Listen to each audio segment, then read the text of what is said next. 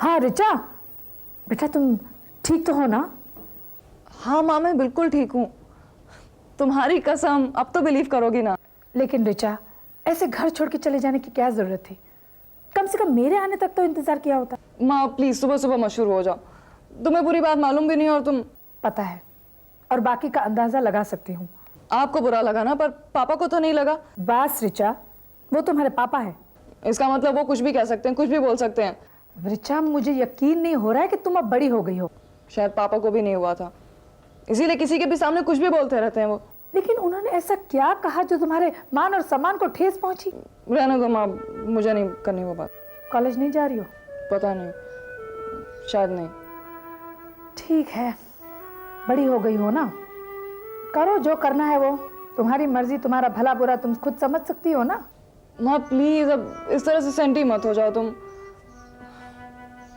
माँ तुम तो सब समझती हो ना। पापा उस दिन जबरदस्ती मुझे शिवम के साथ भेज रहे थे बाहर घूमने के लिए। उनको कुछ बोलो तो बस डांटने लगते हैं, चिल्लाने लगते हैं। माँ मैं तुम्हारी तरह नहीं हूँ जो सब कुछ चुपचाप सह लूंगी। इस तरह से मैं नहीं पिस सकती। ठीक है बाबा, मत पीसो, पर तुम तो अपने पापा को जानती हो ना, और जरा सब्र किया करो। और कम से कम मेरे बारे में तो सोचो ऋचा।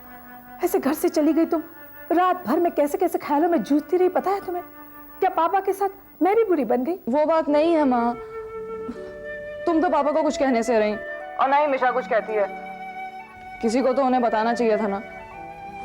माँ बहुत हो गया, हम लोग कुछ नहीं कहते इसका ये मतलब नहीं कि पापा कुछ भी कहते रहे किसी के भी सामने। ठीक है बाबा, जब तुम और तुम्हारे पापा कुछ समझना ही नहीं चाहते तो मैं भी क्या कर सकती हूँ। लेकिन जब तक तुम्हारा दिमाग ठंडा नहीं होता, तुम घर पर वापस नहीं आना। खामखा दोनों वापस झगड़ना शुरू कर दोगे। समझ रही हो ना मैं क्या कह रही हूँ?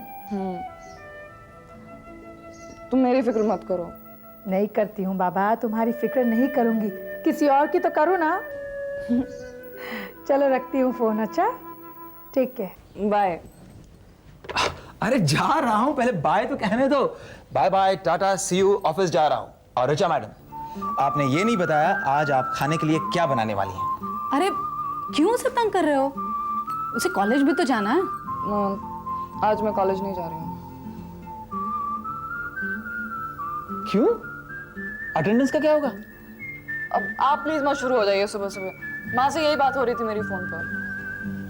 मेरी अटेंडेंस पूरी है। तो ठीक है, तब तो सारा दिन है तुम्हारे पास खाना बनाने के लिए। और अगर मैं नहीं बनाऊं तो? नहीं कैसे बनाओगी? कमरे का किराया कौन देगा? ठीक है बताइए क्या है किराया? पहले खाना बनाओ, हम लोग खाएंगे फिर बताएंगे। पागल मत बनो गौतम, वो अगर सारा दिन रसोई में घुसी रही ना तो हम तुम्हारी बुराई कब करेंगे? और बाय द वे, अब तुम्हें लेट नहीं हो रहा ये मेन्यू डिस्कस करने में? यार तुम औरतों के चक्कर में मेरा बैंड बज जाएगा। बच जाएगा? आपका तो बैंड बज गया था ना शादी के टाइम, अब दोबारा बजेगा। दोबारा बारात नहीं होगी, जूते और लात होंगे। ब्रीफकेस ले आओ ना।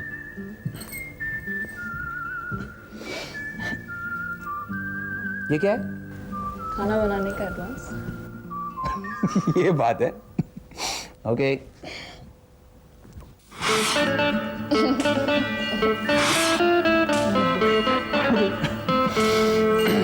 Bye bye, tata, see you, finally.